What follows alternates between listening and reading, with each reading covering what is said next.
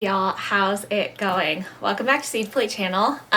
This is a thing that I would like to start doing for every YouTube milestone that I hit, and the latest one, which I didn't anticipate to hit at this point, was hitting 2,000 subscribers, which I'm sure to some people or some YouTubers is not a big deal, but to me it was a huge deal. So I'm pretty pumped about it.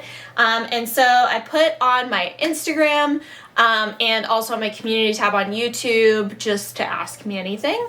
I got a handful of questions that I am going to answer today. So I will put some chapters down at the bottom just in case you want to skip to anything that interests you in particular. And yeah, let's get started. So the question I got on Instagram was really interesting. How much time does gardening take for an employed person like yourself? So, fun fact, I have a full-time job. I work in corporate technology, and I do customer success. So I do a lot of e-commerce strategy and knowing about a lot of different e-commerce solutions, how to connect businesses to solutions, how to read data. Basically, how to make other people a lot of money. And it's also just deep into websites and tech. So that's what I do full time. And then I do YouTube on the side, which has been really fun for me. So going back to the question of how many hours do I spend in the garden, I probably spend anywhere from 3 to 5 hours on the garden in the weekend. That's really where I do the most of the grunt work. Probably every weekday, so Monday through Friday, I probably spend anywhere from 30 to 45 minutes in the garden, whether that's watering or pulling a few weeds or what have you. I try to really do most of my work on the weekends, the big heavy projects. And that's I have found what works the best for me. Probably what takes me the longest at this point is watering. I still hand water everything, which in an ideal world, whenever we move on from this house, because we're in a rental house, and we have a community garden plot, in an ideal world, there will be irrigation. Yes, that would be great. Michael Schoon asked, what's your favorite garden grown meal to make? I have a lot. I think my latest one, if I'm being honest, yesterday was the first time I made it. I love making, we'll call it pesto toast. It's a very fancy toast that I make in the morning. So I have my bread, gluten-free bread because I have celiac. I put pesto, I toast it, get it nice and crispy. Y'all, if you don't toast your bread to the point it's crispy, what's the point? Stick it in the microwave if you just want to heat it up. Anyways, I like crispy, toasty bread. So I get my bread nice and toasty. I spread a layer of pesto. I put a fried egg on top. And then I top that with some kind of chopped up tomato, whether it's a cherry or something else. And then a little bit of feta cheese, salt and pepper. So good. It's so good.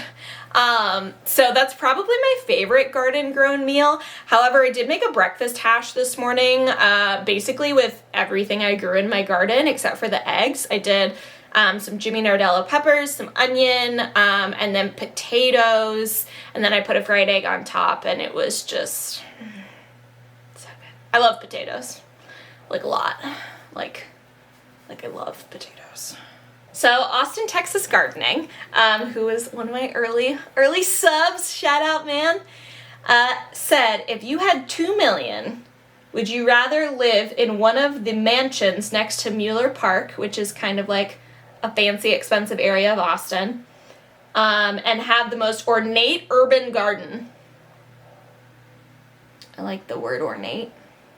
Or would you prefer to get 10 acres outside the city and have a farm/homestead with greenhouses, wildflower meadows, and an orchard? So this is something I truthfully really struggle with. So my family, my parents and my grandparents, they live on acreage in Texas. It's not too far away from Austin. And I love it out there. I absolutely love it. A year ago, went to go check out a property for my uncle because he was kind of vetting out moving to the area.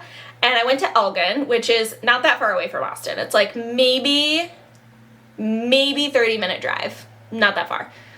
I got out there and it felt like I was in the sticks. And there's nothing wrong with the sticks. I love the sticks. But here's the funny thing. I pulled into this 5-acre property that was for sale. It was a corner lot. It was beautiful. I pulled in and I was like, oh, could you like be here? You know, could you like live here? And then my first thought was, where's the closest taco truck? Like, who thinks of these things? But me and my partner, Cam, we have a taco truck date on most Fridays. Like, it's something that we really enjoy. And that kind of got me, ooh, a swallowtail. Sorry, this window, like, literally faced my car. Oh my God, it's right there. Okay, so I love being in the city. I have actually lived in big cities for the last 10 years. Ever since I went to college, I have lived in a big city. I went to Ohio State University in Columbus, Ohio, and then I lived in Phoenix. I've lived in Austin. I have always lived and, quite frankly, worked downtown in big cities. So, like, as much as I love my plants and I, like, very much romanticize, like, the farm life, I don't know that that's what I want full time. If you could pluck 10 acres closer to Austin, like if we were talking about 10 acres, like right outside of Austin, like city limit, Brooks Farm, done deal. We're done here. Sign on the dotted line. See you later. Bye. That's probably not going to happen. So I could see myself doing either, I guess is what I'm saying. I think what's more important to me is to have my people in my community, because we have an amazing community here in Austin. We have amazing friends. And that, I think, at the end of the day is what I care about the most. So if I had $2 million, I would likely lean towards a larger property that's a little further away from Austin, to be honest with you. But who knows? Who knows what the future may hold? I can probably guarantee you the future doesn't hold $2 million. I can tell you that much. Maybe in my dreams. Okay, so Sprouting in Texas has 3 questions. 2 of them are related, the other one isn't. So we'll start with the first 2.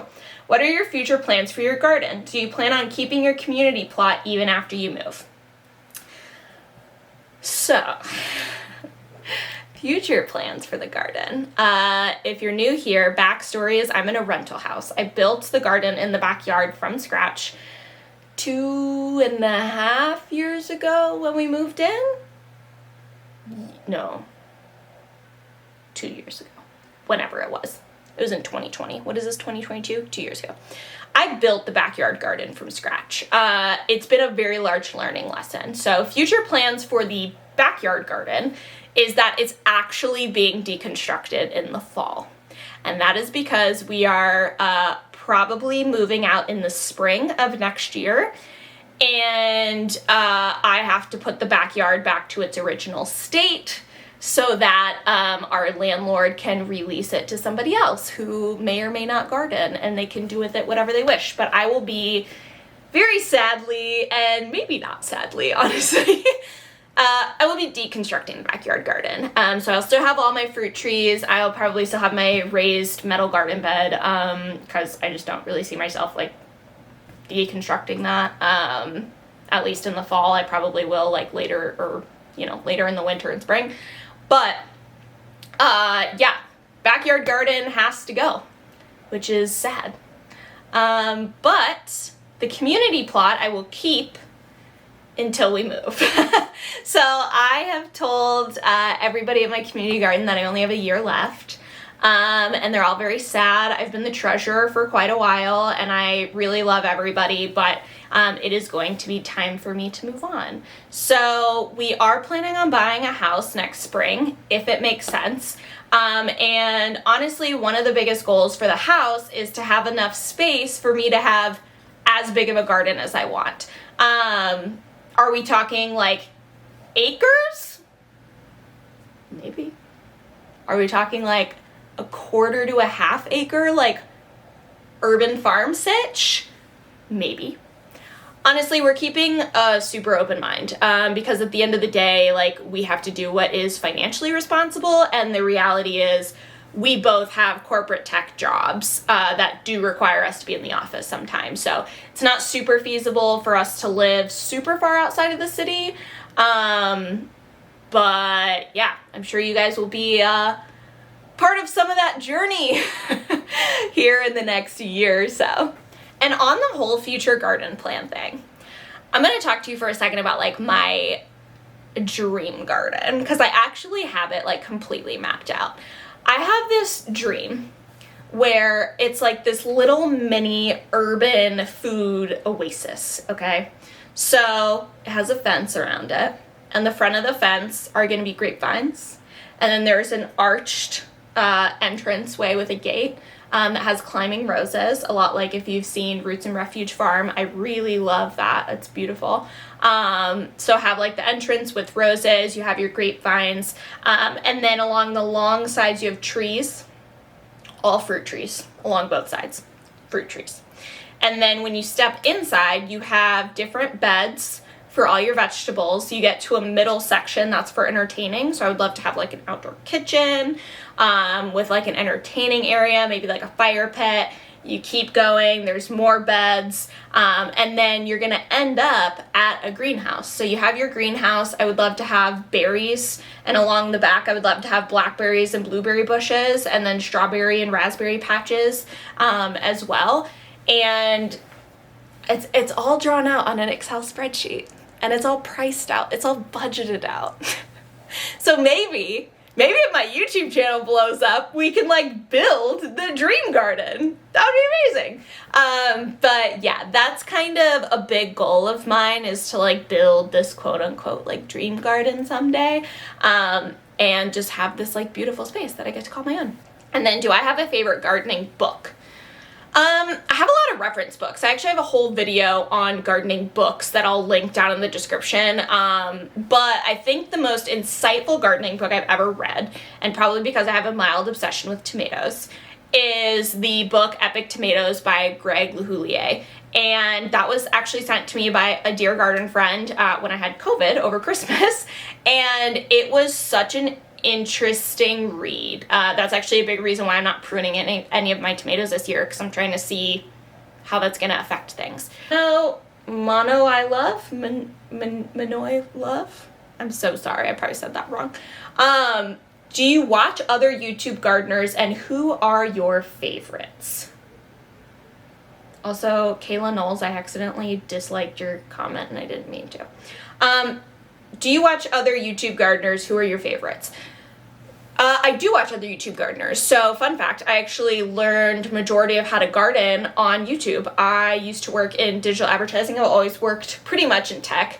And I really needed something like tangible, and I really needed to stop scrolling every morning when I woke up. So I decided, instead of scrolling, that I was going to start watching and learning how to do things on YouTube. And I had always been interested in gardening. So I got a garden plot and I started gardening. And every morning I would spend an hour and a half while I was drinking my coffee and kind of waking up and like coming to the world. I would spend that time watching YouTube videos. And so some of my favorite ones at the beginning were definitely Roots and Refuge Farm. I really liked her content. I still like some of her content. I really love Kevin from Epic Gardening. He's super relatable for me because of the whole like urban gardening situation. I love watching Laura from Garden Answers. She keeps it like real informational. I've kind of figured out the creators that I like to watch on YouTube are ones that don't really talk about, that are relatable to me. Okay, so let me define that. They don't really talk about politics. They don't really talk about the news. They don't really talk about like prepping and, you know, food scarcity and all that stuff. Like, they literally just talk about the plants. And that's something that I find highly relatable, because we all have different jobs. We all have different ways of living. We all have that. But what we all should have in common is this like desire to grow plants. So as I've kind of like gotten more into my gardening and even my YouTubing, I very much kind of gear towards watching those types of people. And I really enjoy them. So those are probably three of my favorites. There there are ones that I used to watch that I don't really watch anymore, because again, the reason I created this channel, it all kind of goes back to this. The reason I created this channel is because I didn't really feel like I could relate to anyone, right? Even like Laura from Garden Answer, she has this massive house. She's super into landscaping. I'm more into like the vegetable gardening side of things. Kevin from Epic Gardening is probably the most relatable one for me, but even like somebody like Jess from Roots and Refuge Farm, her content is wonderful, but I don't have a farm. I don't have cows. I don't have chickens. I don't have kids. You know, so it kind of, there's a line where things become unrelatable. And I figured there were a lot of people out there like me who like work a full-time job, live in a big city, and like still have a hobby of gardening. And that's a big reason I started this channel, was because I felt like if I was kind of missing that, then other people probably were too. And the cooking part of it is something that I have struggled to develop. I'm hoping that that's going to continue to evolve. So kind of got off on a side tangent there, but yeah, those are some of my favorite YouTubers. Kayla Knowles asked, any plans for buying a home and expanding your garden? We kind of touched on this, but yeah, timeline is for about next spring, if it makes sense. I am going to deconstruct the backyard garden in a radical act of hope, because I will be extremely bummed out if I disassemble this whole garden and then we end up being here for another year. That will be, oh, I don't even want to think about that. I know it's a possibility, but that would really suck. Sean James asked, what is your wish list of things to grow? Congrats, by the way. So I have gotten so into fruit trees for one reason or another, and that's why I've been like slowly collecting them, because I know I have these plans to grow them. I do want to grow ground cherries. I actually have the seeds, and I just truthfully forgot to grow those this year, so that's great. Something else that I really want to get into, other than like vegetables and like food production, I really want to do better at supporting pollinators. Like, I want to have a big pollinator garden with like lots of stuff like that. Another big wish list item for me, which I kind of have backed off of planting sunflowers because they attract the leaf-footed bugs right to my garden and they suck the juice out of my tomatoes. I want a freaking sunflower field. I just want sunflowers everywhere. I love sunflowers. This necklace that I always wear, it actually has a sunflower like thing on it, because I just love them so much. They're so happy. You cannot look at a fully bloomed sunflower and like be sad. It's just like not a thing that you can do. So kind of on my wish list of things to grow that I don't have already, definitely a big sunflower field, a pollinator garden. I really want to get a little more into like native landscaping, like plants that do really well here in Texas. I have this thing. I'm gonna go off on a little mini rant. I have this thing about the pinnacle of gardening being like the English potager garden, right? Like, we all see that as like this ideal thing, which like it is. It's beautiful. It's amazing. It's great. You can't do that here. It's too hot, it's too humid, and the plants that you would need do not work here. I also have just like, I kind of wonder if this goes along with like glorifying like English and European things in America, like bread. I also can't participate in that. So I have this thing that I would like to forge this path of like, what does the southern native garden look like? And it's gotta be as beautiful as whatever an English potager looks like. And I think I got real rebellious about this because I used to listen to this podcast, and these women are just extremely judgmental. They kind of had some good content, but then like things really went south. And they were going on one day about how marigolds are trashy and like tacky. And I was like, excuse me? It's a marigold. Why are you so mad at a marigold? Is it because all you romanticize is freaking dahlias and hollyhocks? Like, Give me a break.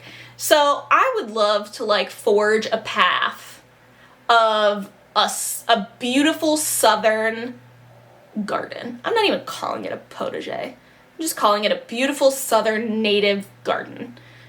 And kind of see the beauty in those things. And I'm not talking about freaking xeriscaping with like rocks and cactuses. Like, no. I'm talking about like things that reseed themselves, blue salvia and marigolds and moonflower and like all of these beautiful things that grow so well here.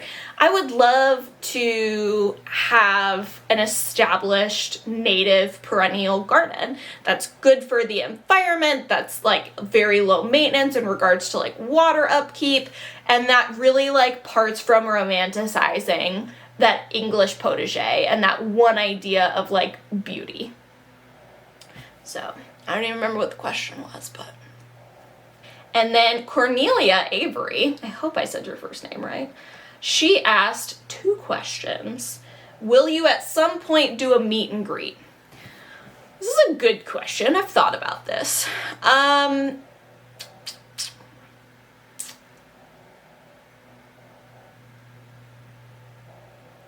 So I'm going to tell you guys a quick story, and it's going to make you laugh because I am a very outgoing person, clearly. I get very deeply uncomfortable when somebody recognizes me from the internet. I'll tell you why. I was at my friend's engagement party, like one of my best friends. I'm gonna be a freaking bridesmaid in her wedding, okay? Really good friend. I'm at her engagement party, and I get to talking to one of the girls that was there. Really super nice girl. She's just woman. She was very kind. My friend, who was engaged, said something about my garden. And this girl, eyes wide, looks at me and goes, "Oh my God, you're that girl from Instagram." And I go, "Oh my God, I am." And I got very bashful. I got very uncomfortable. And so the idea to me of doing a meet and greet, like there's part of me where it's like, I would love to meet you all and spend time with you and talk about gardening. And I would love to do all of that. That sounds freaking wonderful, okay? And I really mean that, like in a deep way. I have to get over the internal imposter syndrome that I have. That when people recognize me out in the world, and it's only happened like 2 times, it feels like my skin is on fire and I would like to crawl out of my body. I don't know what that is. I should probably talk to my therapist about that. But I gotta get over that before I host a meet and greet. I have somewhat considered doing like a Austin volunteer day at my community garden, and like everybody getting together, maybe doing like a little picnic situation or something like that. That would be cool. I just don't know yet. So, TBD. And then Cornelia Avery also asked, what's the biggest mistake you've made as a gardener and what did you learn from it? This is a good one to end on. So, last summer, I got a new job. That job required a lot of training, and it's still the job I have. I love this job, best job I've ever had. But there is a season in the South, and it's humid and it's hot and it's nasty, and it's now, where you have got to be vigilant about pulling weeds, or your garden's gonna get taken over in a matter of like literally weeks. So last summer, I was very neglectful. I was a very neglectful gardener, which is fine. We all go through those periods, whatever. I literally did like a garden tour that was like, I think I titled it like an ugly relatable garden tour or something like that. I let the weeds take over. And then when I let the weeds take over, I felt very discouraged, and getting the garden back to a good place was really hard, actually. And I feel like it's taken me oh gosh, almost a year, honestly, to be consistent, pull the weeds, mulch. That's why I'm such a big advocate of mulch. And it took me a long time to do that. And so I think the biggest mistake I've made as a gardener was not sustainably taking care of my garden. And what I mean by that is like, you know, I've heard the whole like see a weed, pull a weed. And I'm telling you right now, when I'm running late for a meeting or I'm on a tight timeline, see a weed, pull a weed doesn't work for me, right? But if I can spend 30 minutes per garden, so my backyard garden and my weekend garden. If I can spend 30 minutes pulling weeds in my backyard and 30 minutes spending pulling weeds at the community garden plot, that small chunk of time doing that one crappy task, doing that once a week is going to be hugely beneficial to the long-term health of your garden. And so getting discouraged by the weeds and kind of like giving up basically is what I did. Definitely my biggest mistake. And what I learned from that was to take things in bite-sized pieces, and you don't have to pull all the weeds. Like you don't have to like, as long as you pull some of them, right? Like you're doing good. So like that type of consistency, I think is something that a lot of younger gardeners, especially, they don't understand it and they don't want to put the work in to do that. I'm just going to be real honest. Especially being at the community garden, the amount of people that I have seen pay for a plot, sign up, and then get overwhelmed and never do anything with their garden, or they completely clear it and they plant it and then they don't do anything. It's pretty amazing. And I think, right, like this kind of goes back to like a larger cultural conversation about like instant gratification and all of that type of stuff. Like, to me, gardening and feeding yourself is a lifelong hobby that you will learn from for your whole entire life. And that type of consistency is so important for the gardener. You know, being consistent, right? Like I have to remember there's no like miracle pill. Nobody's coming to save me. I'm the only one that's going to pull the weeds in my garden and fertilize and do all of that stuff. And if I take the 5 minutes where I'm feeling lazy and I don't want to do it and I just do it, I benefit in droves later. Like in droves. Like even, great example, I almost didn't plant my onions. You know that? Almost didn't do it because I was feeling lazy. I was tired from working and I didn't want to do it. But I made myself go to the store, I did it, and I had my best onion year, and now I've got a bunch of freaking food. Same thing with the potatoes. I don't want to do that, you know?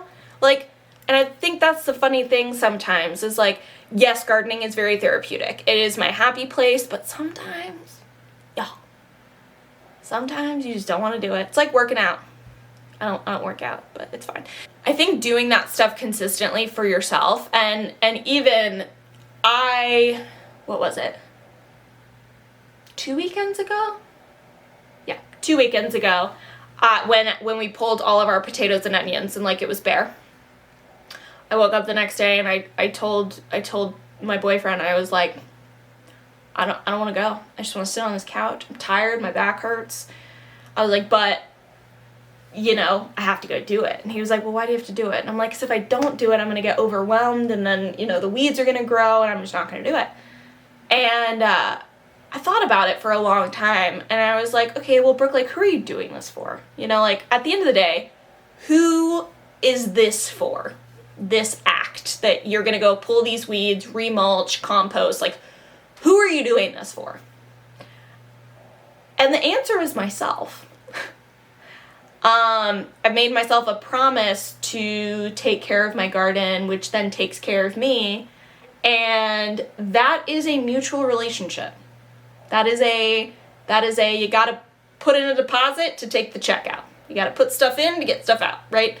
And so if I don't put in that work, I'm not gonna get what I want out of it later. And at the end of the day, it was really showing up for myself. Like, I don't mean to get all philosophical on this, but like, when I started my YouTube channel, I wanted to do it as a creative outlet. It was something I always wanted to do. I told myself once a week you're gonna post. And y'all, if you look back on some of those Friday vlogs, they sucked. They were so bad. But I showed up for myself anyway. And I had to have that talk with myself 2 weekends ago. I had to say, Brooke, are you going to show up for yourself today? You're not showing up for anybody else. You're not feeding anyone else except for your boyfriend. I'll show up for him. But you are showing up for yourself and your own goals. And I think as people who work for corporations and as women, we're very much taught not to show up for ourselves, whether that's like not taking sick days, not taking PTO in like a corporate situation, or like women putting everybody else's needs above their own. Like, we are very trained to not show up for ourselves and our own goals. So, took me 3 hours. It was very hot. I got out later than I needed to, and I hated every second of it, but I did it. And you know what? I went back the next day or a couple days later to plant my okra and my melons. You'll actually see this video, or maybe you already did. I forgot when I was going to post this one. And I was so happy that I went out there and did that. So happy. I did the hard thing. I showed up for myself, and that felt really good. So those were all my questions that I got from you guys. I just want to say thank you for the growth that I've been experiencing lately. I had my best garden tour in May, and that was cool. I was literally like watching it blow up. I was like watching the analytics, and I kept like refreshing them, and I was like, wow. And I just feel so passionately about connecting people to gardening and connecting people to themselves through gardening. And I just want to say thank you to all of you for helping me achieve those goals and interacting with me. I've been doing stuff online. I used to write blogs, and I tried to be an influencer for a while with like sustainable fashion and curly hair, and it was never very fulfilling. It always felt empty. This feels so full, and this feels so right. And I just want to thank all of you for being a part of that. So, thanks so much for watching. Happy gardening. We'll see you next time.